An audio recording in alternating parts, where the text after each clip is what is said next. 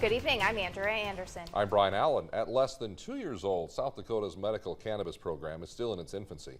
For patients who use that program, they're hoping to see some changes, especially when it comes to the yearly cost. A Sioux Falls woman has found relief from a seizure disorder, but she tells us that she worries others in her situation may not be able to afford the same treatment. Beth Warden has our top story here at 6.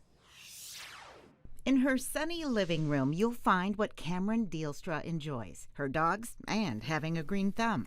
I love plants. One plant, however, brings more than green foliage. Her medical cannabis plant has changed her life, reducing her epileptic seizures. I suffer from epilepsy. I have a seizure disorder. To save money, she bought the additional license to grow her own plant. From there, she makes her infusions. And you put like sticks of butter.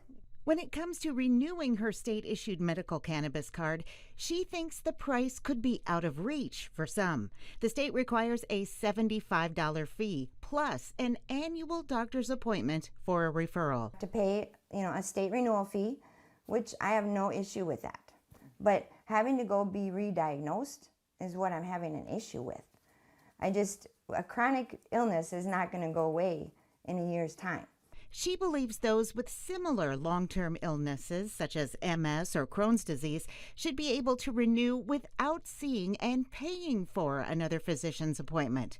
For Dealstra, it was a quick doctor's appointment that cost $300. He just looked at my disability papers, stating that I have epilepsy and suffer from seizures, and he wrote epileptic. The state or someone working within their office could not just do the same thing. Dealstra hopes for change that could help those struggling with medical bills from a chronic illness. We shouldn't have to give up food or something, something we want to go do, or, gas in the car or something for this, because it's just a waste of money. The only price break to renew a state-issued medical cannabis card is for those who can demonstrate being below 130% of the federal poverty level.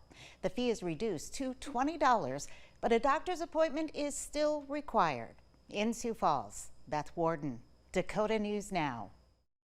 Beth, thank you. Changes to costs and fees for the medical cannabis program would likely need to come from the state legislature. There is an open call for those to apply to be on the executive board on the Medical Marijuana Oversight Committee. We have more information and a link to that on our website.